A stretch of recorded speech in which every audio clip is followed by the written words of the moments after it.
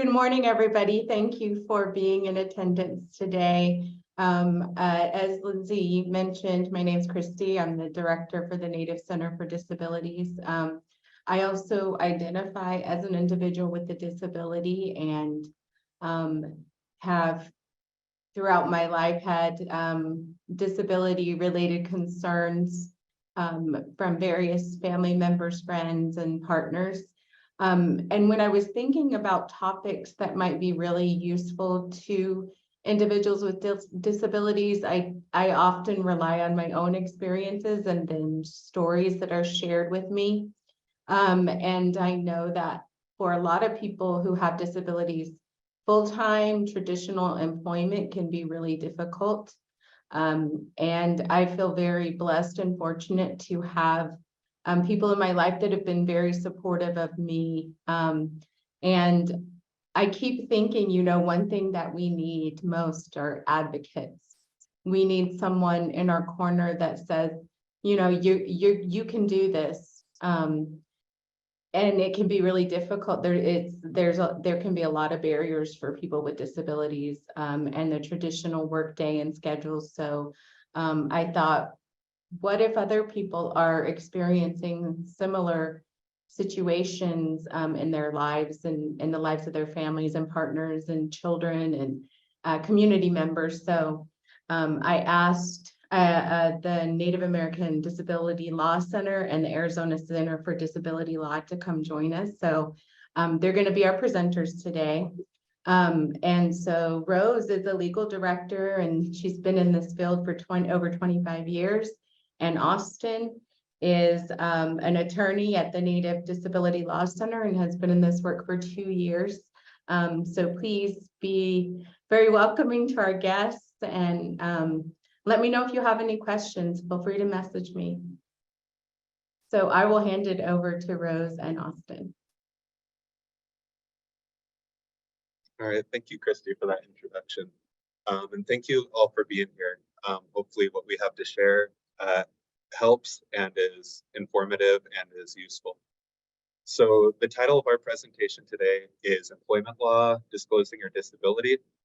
So our hope today is to be able to focus our presentation on giving you all a background of some of the federal laws that protect individuals with disabilities in the employment setting, namely the Americans with Disabilities Act. We hope to give you a little bit of a background. As Christy said, I work for the Native American Disability Law Center. So we'd like to share a little bit of background about how federal laws interact with Indian country jurisdiction, and give you a case example of how it works on the Navajo Nation, which is where we do a lot of our work. Hope to give you some rules that you could take away and apply as you're entering or in the workforce.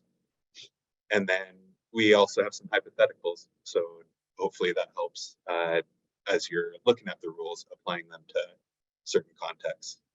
But just to briefly introduce myself again, as Christy said, my name is Austin Moore. I'm an attorney with the Native American Disability Law Center there. I've been working there since the fall of 2020. I did my undergrad up in Montana at Carroll College, and I did my law school at Michigan State University. If you guys have been paying attention to the news, there's unfortunately a shooting at Michigan State that involved 3 deaths and a number of casualties. So if you could keep the Spartan community and those families in your thoughts and prayers. It's been hitting hard, Michigan State community pretty hard. But with that introduction, I'll pass it over to Rose to introduce herself. I'm Rose Daly-Rooney. I'm the legal director at the Arizona Center for Disability Law.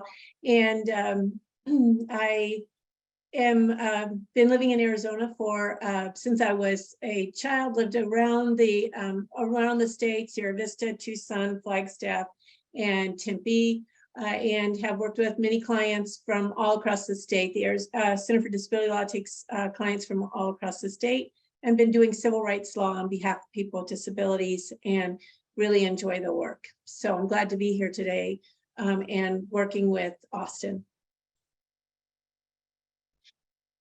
All right, and I control the slides, so if they get delayed or they're not changing, you guys can all blame me. But let's get into it. So the first thing we want to talk about today, there it is the Americans with Disabilities Act. So mostly we're going to focus on Title I of the ADA. And the ADA prohibits workplace discrimination and harassment on the basis of disability. So this applies to employers with 15 or more employees. It also applies to employment agencies and temporary employers. It applies to state or local government employers, and it also applies to unions and labor organizations. So the ADA is the federal law. However, most states also have certain laws that apply to their state employers. So for Arizona example, Arizona has the Civil Rights Act, which applies the same protections as the ADA. The Arizona Civil Rights Act also applies to age discrimination, race-based, gender, including pregnancy, sexual orientation, genetic information, and religion, along with disability. I think those are all the categories included under the Arizona Civil Rights Act. And then lastly, another federal piece of legislation is the Rehabilitation Act of 1973. So this applies a lot of those ADA protections that we're going to talk about to employers that receive federal financial assistance. Do you have anything to add to that, Rose? No, I don't think so. Okay. So then I'm gonna briefly give a little bit of a speed lesson on jurisdiction in Indian country, and then how federal law and tribal laws interact. So to begin, in federal law, there's a principle that's called sovereign immunity. So this is a concept that the United States took from British law back in the 1700s. That basically means the crown, or in the United States case, the government, cannot do legal wrong. So this is why in certain situations you can't actually sue the government unless the government waives or suspends, gets rid of its sovereign immunity. So as it applies to Indian country, federal law recognizes that each tribe is its own sovereign nation. So tribes also have sovereign immunity, or tribal sovereignty immunity. So for the most part, the general rule is that unless the federal government specifically states that a law includes tribal nations, then tribes are largely exempt from federal law, or they don't have to follow federal law. So in our case here, this means that tribes are largely exempt from the ADA, with a few exceptions, as I'll explain. However, tribes are able to adopt federal law if they wish. For example, the Oglala Sioux tribe of South Dakota passed the ADA as it's written in 1994. However, the Oglala Sioux tribe is not bound in a similar fashion as states or governments. So instead of the federal government implementing and enforcing the ADA, the tribal government actually does that. Other examples, for example, the Navajo Nation, which I'll talk in a second too, has passed its own laws that are similar to the ADA. So shifting to the ADA, as it says here, under Title I, certain entities cannot discriminate against workers with disabilities in employment. However, in the definition under Title I, Indian tribes are explicitly excluded from the definition of employers. So as I said earlier, unless a federal law specifically includes a tribe, they are exempt. So if you're working for a tribal business, you would not be able to bring a claim under the ADA to sue the tribe. However, Title I doesn't exclude private employers located within Indian country. So the ADA requires that Title I complaints be filed to the Equal Employment Opportunity Commission. So this is the part of the US government that investigates claims for discrimination under the ADA. So here, private employers would include non-tribal businesses that do business on tribal lands, such as gas stations, restaurants, stores. So for example, if there's a McDonald's that has a location on a reservation, they would likely need to follow the ADA. They wouldn't have the same immunity as a tribal business would.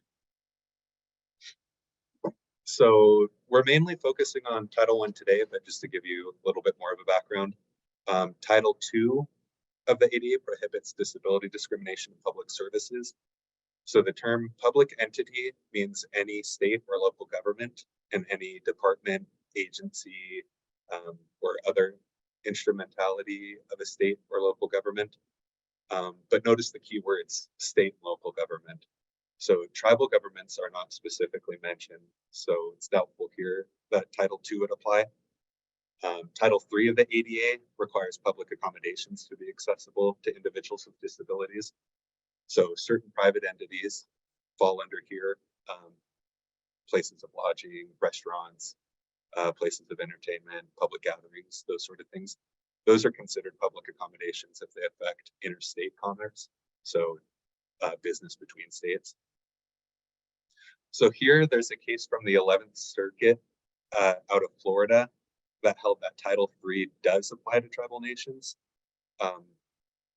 In this specific case, two disability associations brought a case alleging that a tribally owned restaurant and entertainment facility failed to be accessible as public accommodations to people with disabilities. So the court there held that Title III applied to tribes because these particular tribal businesses were operating in interstate commerce, and evidence showed that Congress did intend for Title II to be generally applicable and include tribal businesses. One of the interesting caveats here is, remember when I was talking about sovereign immunity, where you cannot sue the government. So even though the ADA might apply to tribal public accommodations, if the tribe has not waived tribal sovereignty, then the tribe cannot be sued under Title III. So this would be an example of where the law does apply, but there's no means of enforcing it. The remedy here would be for the United States Attorney General to tell the tribe to comply with the ADA on behalf of individuals with disabilities.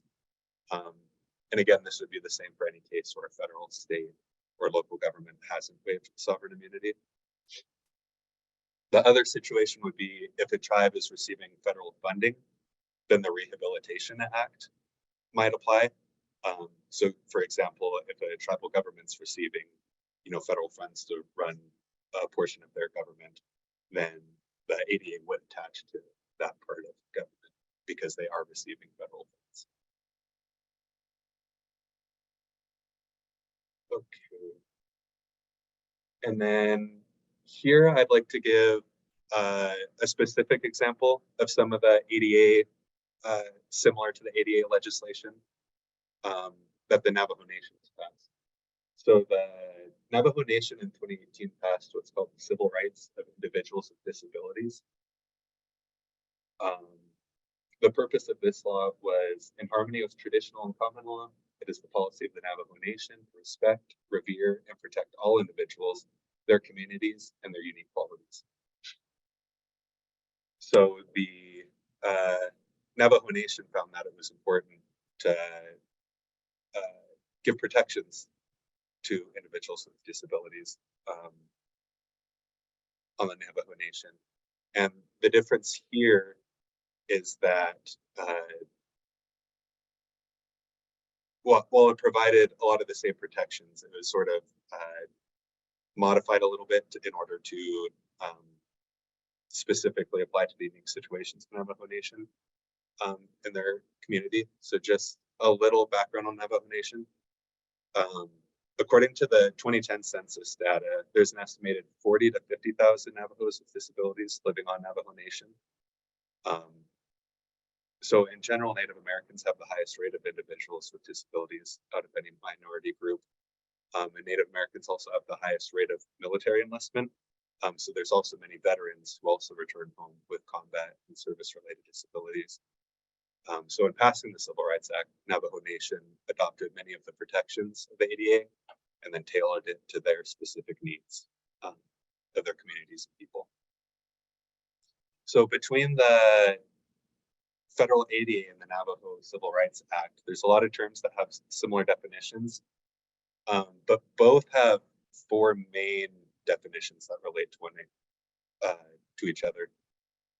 So real quickly, the Civil Rights Act here defines disability as a physical or mental impairment that substantially limits an individual's ability to engage in one or more life activity. Life activities include caring for oneself, performing manual tasks, seeing, hearing, eating, sleeping, those sort of things. So these are both related to physical and mental disabilities, as well as physical and mental life activities.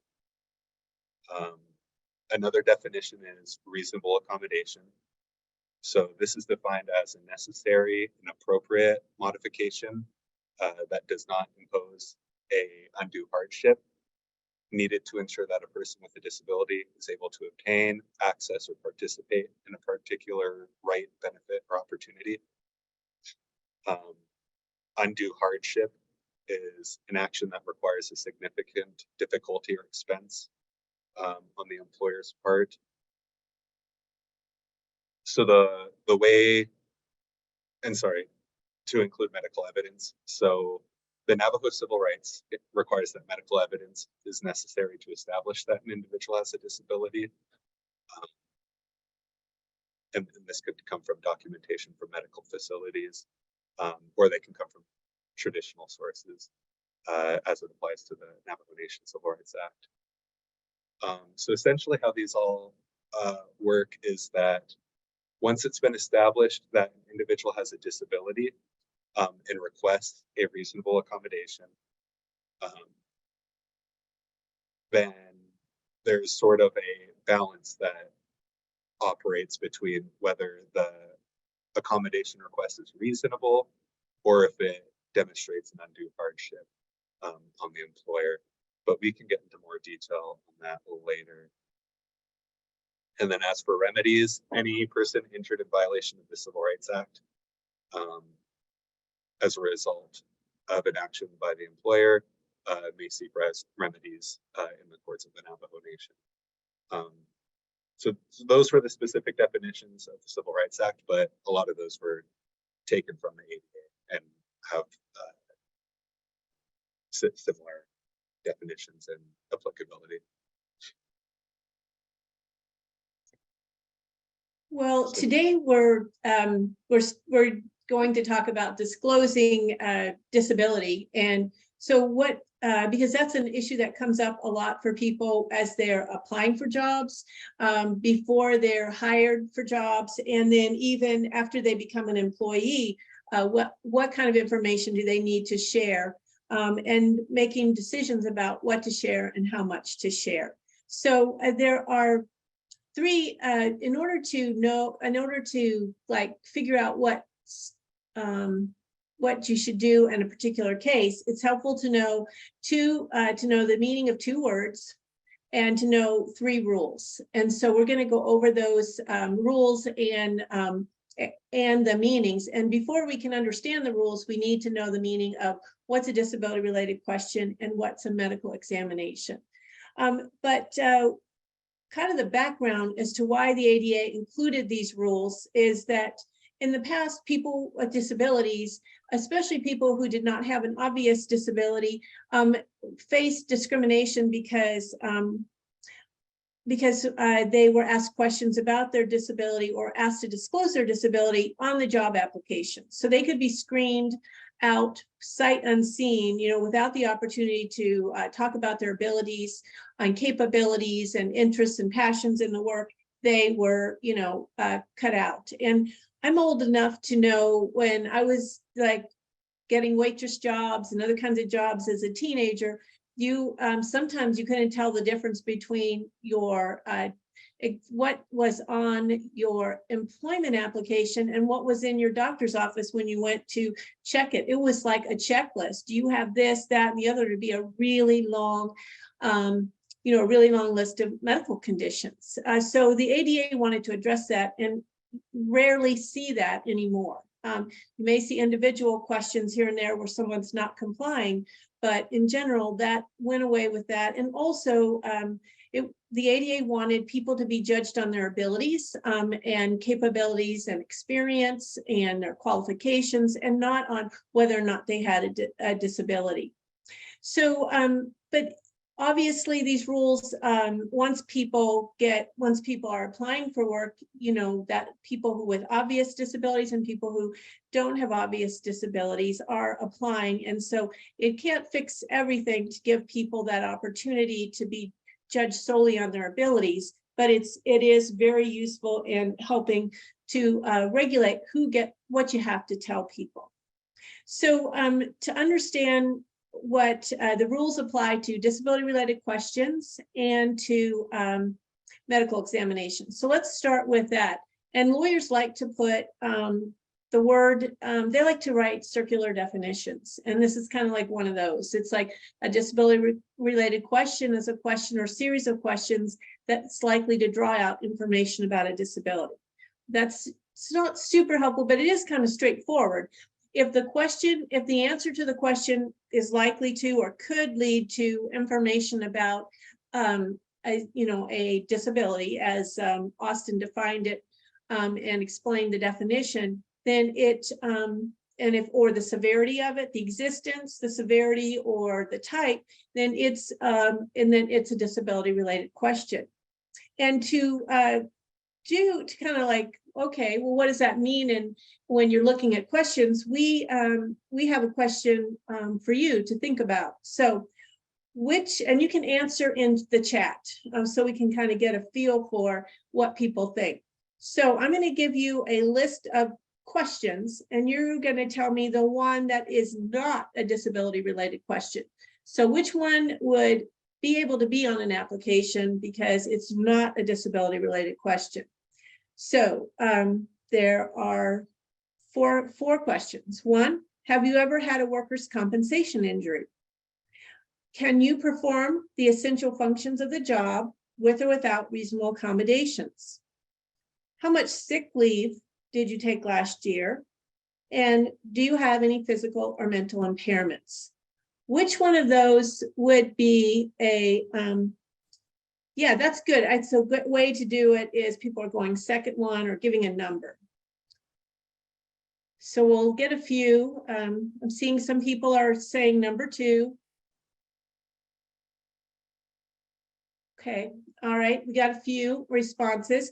I think number 2 is correct. You can, so if you ask about workers' compensation injuries, then that could likely lead to someone might have been disabled by a workers' compensation injury.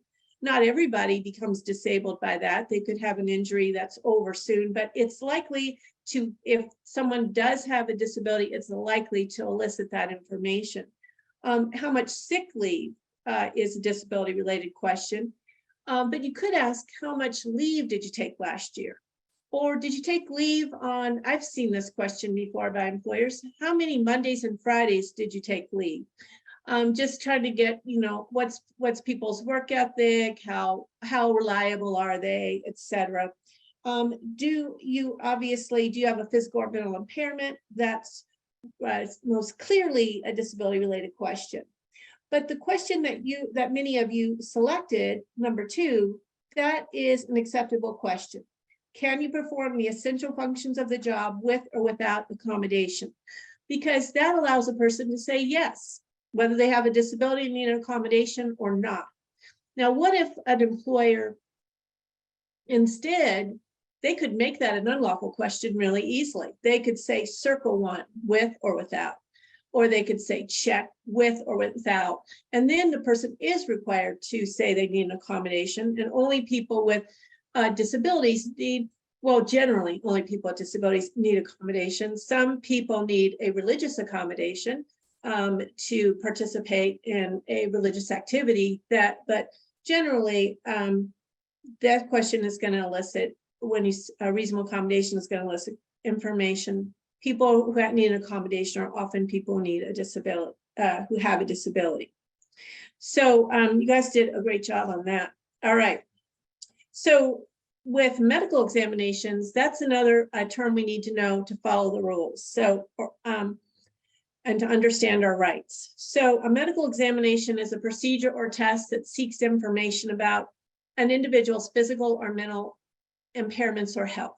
Again, kind of a circular thing, but let's try it out with some actual questions.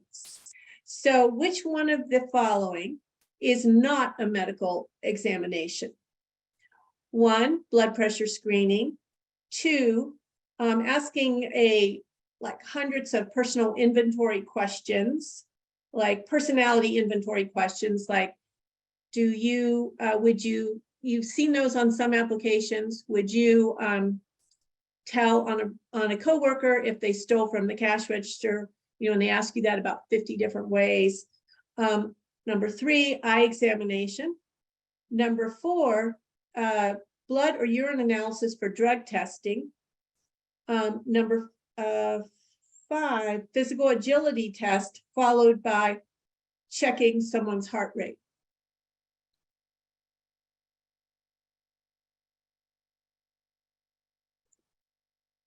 Okay, we're getting a lot of 2s. Anybody, anything else in the?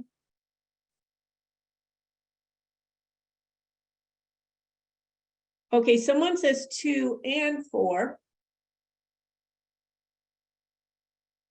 Okay, well, so 2, and it was a personality inventory questions. There is a case about that where there were 2 brothers who worked for Rent-A-Center, and they wanted to be supervisors. And to be supervisors, basically to be considered for a new job, to apply for a new job, they had to answer a series of personal, it was like an application for the position, and they had to answer a bunch of questions. Well, sometimes those personality inventory questions can get where they actually are asking, they're trying to elicit information about physical or mental health. In that case, the inventory included questions like, do you ever hear voices? Do you ever feel, you know, extreme sadness? And a lot of questions, do you ever have hallucinations? Obviously, in that personality inventory, that was considered a medical examination because they were trying to find out about a person's mental health. And so that was deemed a medical examination. But like, so I really think those of you who said 2, it's usually not a medical examination, but it can if it gets into really excessive questions like that, where it's actually looking at trying to diagnose or get a red flag for possible mental health diagnoses. And then some of you said 4, and some of you were like, yeah, which it could be 2 or 4. Drug testing actually should, I mean, if you draw someone's blood and do analysis, or you take their urine and you do analysis, it's usually a medical examination. So this was a little bit of a trick question because, but under the ADA permits drug testing. And it allows an employer to do drug testing and not consider it a medical examination because the ADA does not include people who are actively, it doesn't protect people who are actively taking an illegal substance. But if they are not, you know what I mean? So that's why they have that carved out, that exception. But you guys are really on the ball about these things. So knowing what those 2 mean and demonstrating how well you know what those 2 things mean, we have one rule, and it's for job applicants, for anybody. And so, and this rule applies if you're, for example, you go into a job fair, you're filling out an application, you're doing an interview, you're doing an online application, you know, on all those situations, you're an applicant. And so the rule for applicants is that employers may not ask disability-related questions or require a medical examination. And I like to think of the 3 rules as like a door. So in this rule, the door is like slammed shut. Basically, can't ask questions for the most part.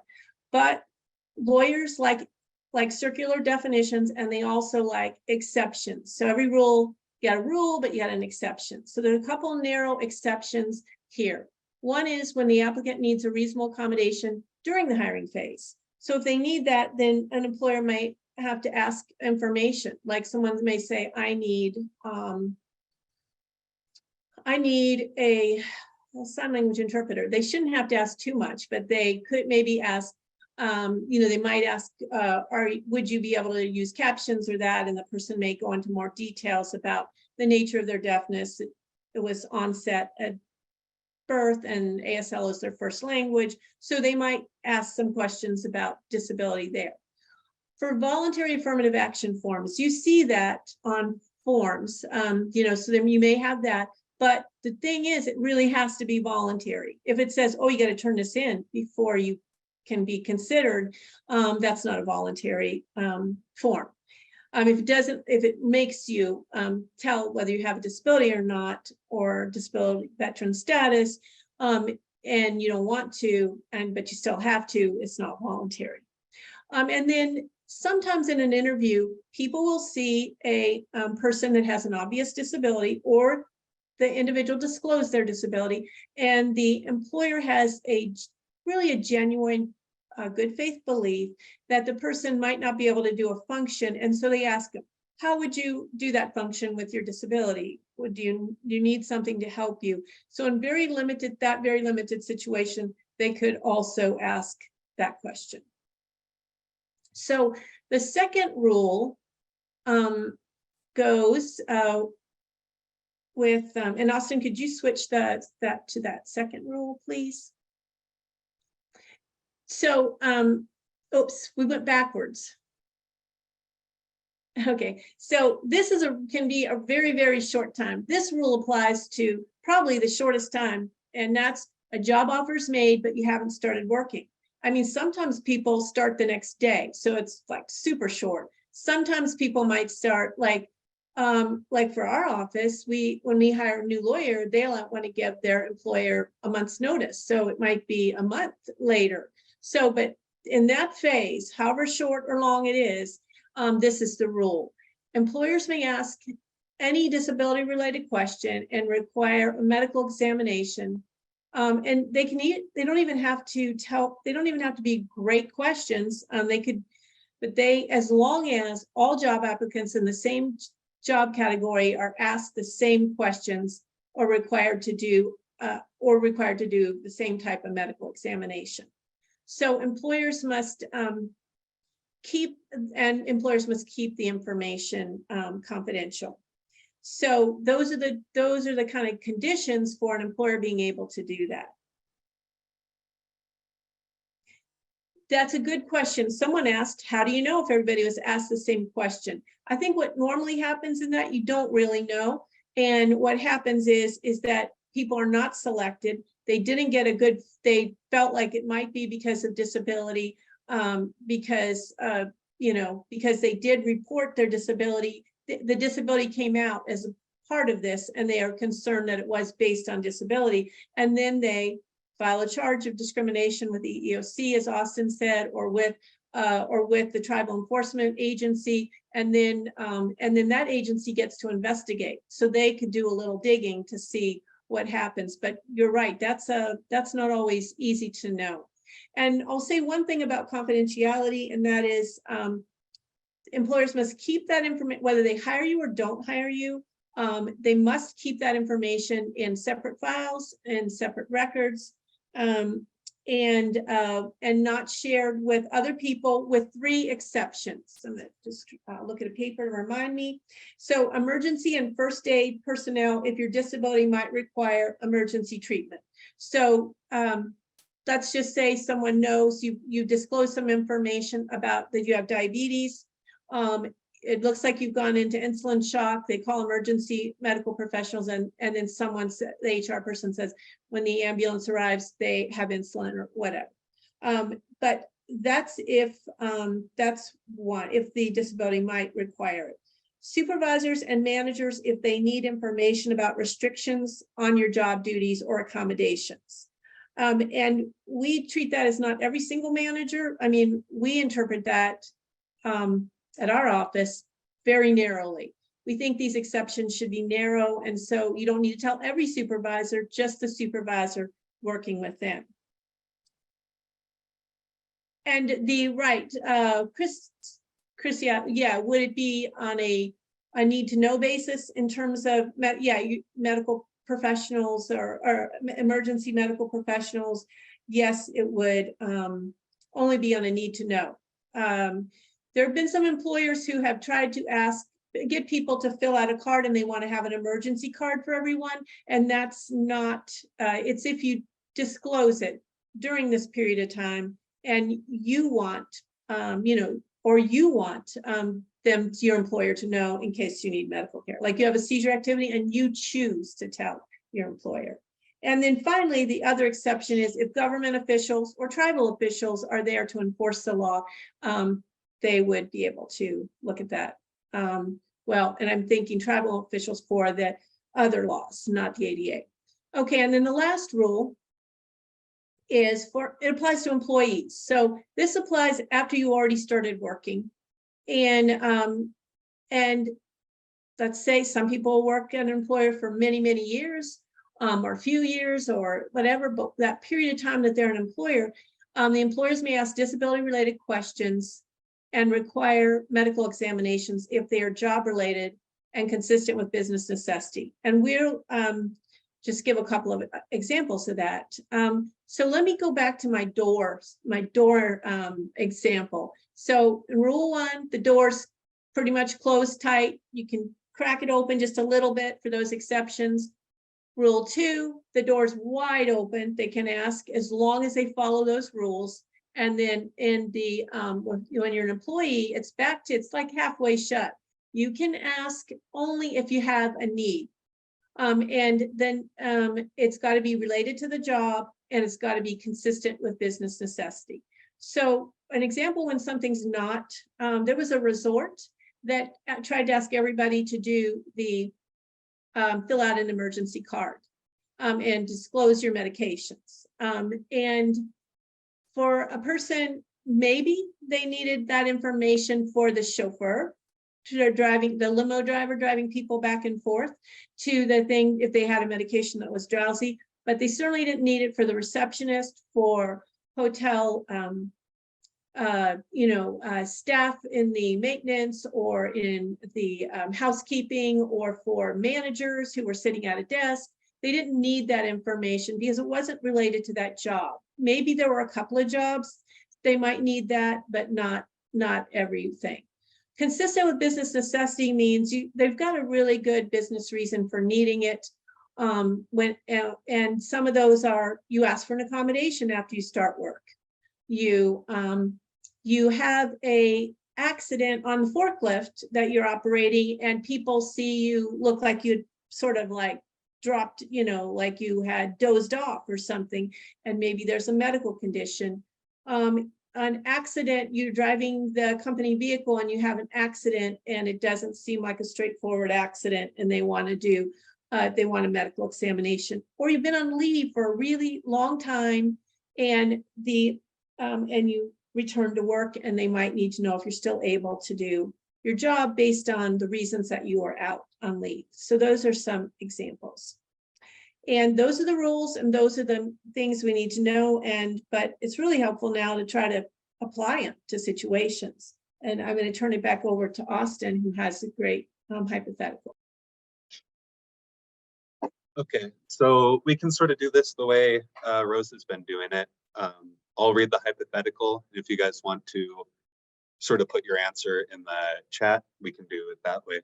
So first hypothetical, this is during the interview. So you're sitting across from your hopefully future employer.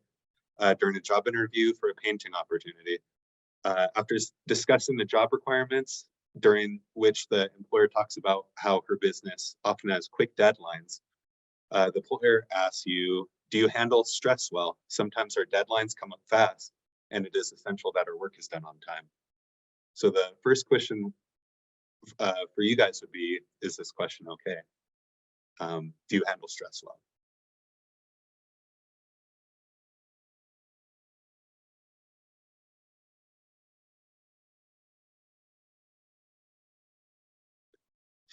And then Rose, feel free if you want to jump in here too.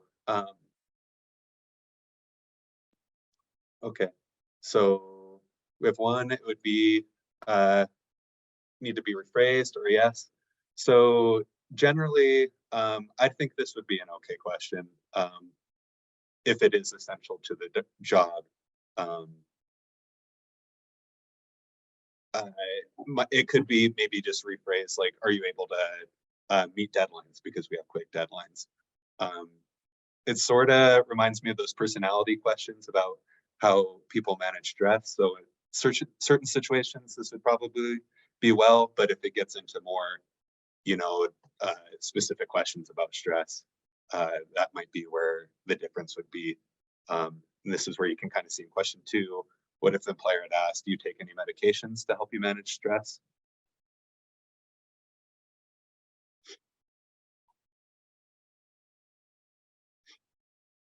Right. So this one would be more of those direct questions where obviously this would be a question likely to elicit that disability related question.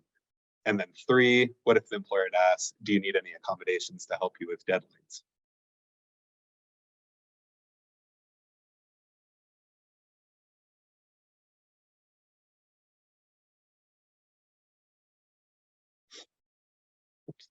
Okay, this one I had troubles with too. I think this sort of gets into the example that Rose came in, where the application, instead of asking, do you require, or can you perform the essential functions of the job with or without accommodations?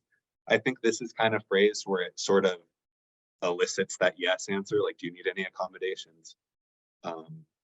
Where I think if it was rephrased into that general, are you able to meet deadlines, and leaving the applicant able to answer yes, I think that would be a better way of phrasing it. Did you have the same sort of conclusions too, Rose? Yes, I think they could really make it okay by saying, do you need any reasonable accommodations? Or can you meet deadlines with or without reasonable accommodations, like you're saying? That would make it a very more about ability where you don't have to disclose. All right. Then I'm going to pass it back over to Rose. Okay, so you went to a job fair, you landed a job with a company that they set up product displays and stock shelves for retail stores. And then they return to restock and maintain the displays. So this person travels from store to store. You have the schizophrenia and you have auditory hallucinations, which means you hear sounds and voices. And to concentrate at work, because this happens, you use headphones and you play white noise, and then you can stay focused. The voices don't bother you when they occur, and you're good to go. When you're hired, you were told to report to orientation next week, where you are going to learn more about the job and where you might be assigned. Should you tell the recruiter that you have schizophrenia and need to use headphones now at the job fair after he or she gave you the job? Should you tell them about that now, or should you?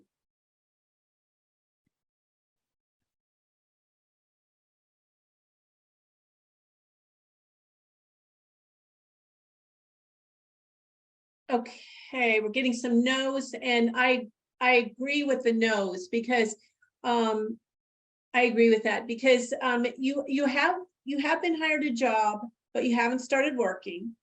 And so they didn't ask you anything. So you could tell them about accommodations if you needed some and you knew you needed some. but do you really know what you need? Because you're going to learn more about your job at that fair. So you don't have to ask for accommodations until you know you need them.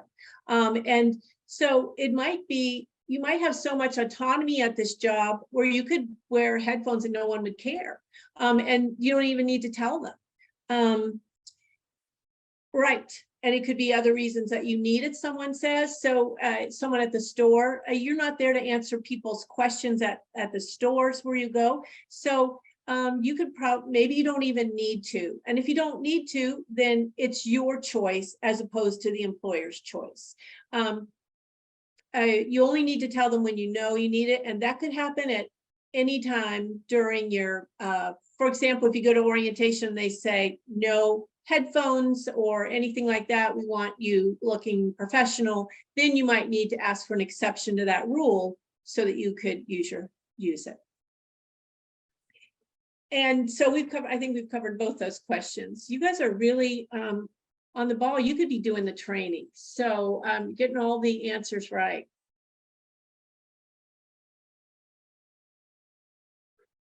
All right, and then I see where we want to leave room for questions here, so I might go over this one quickly. So this is a hypothetical while you're working. So you're working as a server at a popular restaurant in town.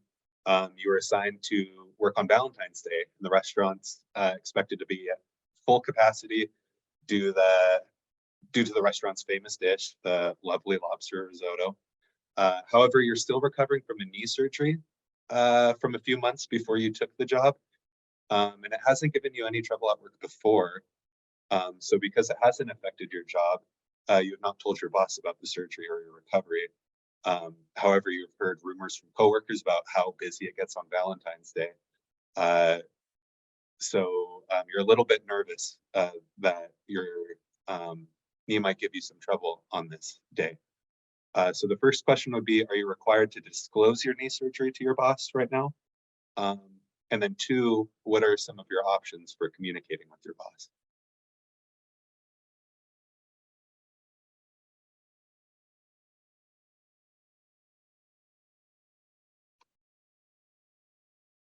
So right, I'm getting a lot of no's, and I think that's right too. As Rose had said, just because you might be nervous, you haven't had issues before, you might not be required to disclose, especially since this is an extraordinarily busy day. However, if you were nervous and you did want to communicate with your boss, you could maybe ask to switch to a different day. That would be reasonable accommodation. If this is only busy one day, then changing shifts might be a reasonable accommodation. However, the point I kind of wanted to highlight here is that if employers aren't aware of a disability, they're not required to give reasonable accommodations. So it's important to remember that although you might not be required to disclose your disability, there might be certain situations that if you are nervous and you think you might need some accommodations, it might be worth communicating that to your employer. However, in this situation, I don't think you're required to disclose your knee surgery at this point. And I'll let Rose add anything if she has anything. Nothing really to add, except that I think you're really illustrating the point, Austin, that it's really up to you. The law gives you some, I mean, when you're an employee and you need something, or one of those bad situations occur, like an accident or something, you don't have as much choice. You don't really have choice if your employer wants it and they have a business reason. But in a lot of situations, people do have a choice. And people tell me sometimes, I used to always just be like, wear the lawyer hat and say, you don't have to, and there's a lot of discrimination about this, so maybe you don't want to do something, especially like the previous one involving schizophrenia. But some people go, you know what, I want my employer to know, and I want to feel comfortable around my coworkers, and I just want to be my true authentic self, and I do want to tell people, and you do have the right to, if you want to disclose that. But once you start making the disclosures, they might not, an employer may not be able to keep that confidential. If you're disclosing it to coworkers, et cetera, they can't be responsible for that. But it is more about like your choice, what feels good to you. Right. And then, yeah, two messages I saw in the chat that I think are spot on. I wanted to highlight one comment that was, haven't had a knee replacement. I would say it's okay to disclose, but not required. It's a temporary condition. That's an important too. The ADA isn't just for, permanent disabilities. There can be disabilities that come up temporary, just like pregnancy, or some of these recovery periods that are just temporary. So it doesn't need to be a permanent disability in order to be protected by the ADA. And then I think Tess's comment, maybe talk with the boss. I'm concerned about keeping up with the pace of today. Do you have any suggestions on managing my time? I think that would be a perfect answer. And then, okay, Rose, do you want to do the last hypothetical, or do you want to open it up to people with questions? I know I talked a lot today, so I apologize for not leaving a lot of time. No, let's this is fine. Let's have questions.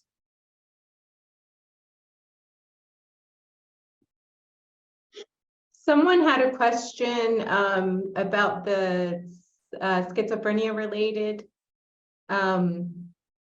Could they ask for accommodations without disclosing? So I'm assuming that's their diagnosis, or that what they're referring to. They might be able to, and I do think that, I mean, there's people with schizophrenia that hear voices that, and other conditions that have that, but it's a condition that really has a lot of stigma around it, and people do worry about doing that. You may be able to get by with saying you have a mental, you might be able to get by with providing a more generic explanation, but you might be able to do that, and you should talk to your healthcare provider about like because basically what you have to show is that you have a mental impairment that substantially limits a major life activity. And so maybe you don't have to go with the specific diagnosis, as long as your employer might be able, your treating physician might be able to say something more like has a mental health disability that causes auditory, you know what I mean? They might be able to just make it a little less, but you do have to disclose enough that they can tell that you have a disability and that you need this because of the disability. And only if they have a rule that says you can't wear headphones, then you're requesting an exception. If there's no rule, then you don't need an accommodation. It looks like someone has a question. Believe.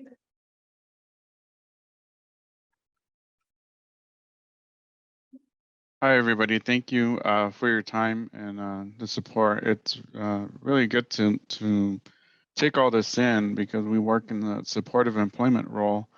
And so my question is, we have a life skills group and we work with clients of that demographic. And so how can we approach within boundaries in a safe way, how to maybe create some life skills around responding to a lot of these things? Well, I think that, well, let me first ask Austin, do you want to take the lead on that? All right, I totally spaced reading a comment. Okay. I would just say that like life skills would, I think teaching life skills around this is one. I do think it's important to know the rules and break them down into pretty straightforward things. We tried to do that today. So, I mean, I think you could look at how we presented. I think you could take our curriculum and our slides and kind of adapt it, because I think it's important to know the rules and what they apply to. And then I think your classes and where you're working on that could be about hey, lots of examples that fit that group, and then working it out. Sometimes things seem really complex, but if you just go back to the rules, well, this is before I started work. I got a job offer, and this before I started work. So what's that rule, and then how would it fit? Because you can have lengthy hypotheticals, and going back to the rules helps really do that. And if you wanted to a follow-up call, one of the things that we could do is like think up some, you could tell us what some of your members' experiences are that you're teaching, and we could try to generate as many examples and kind of give you what the generic answer is as part of that training that you're doing or conversations that you're having.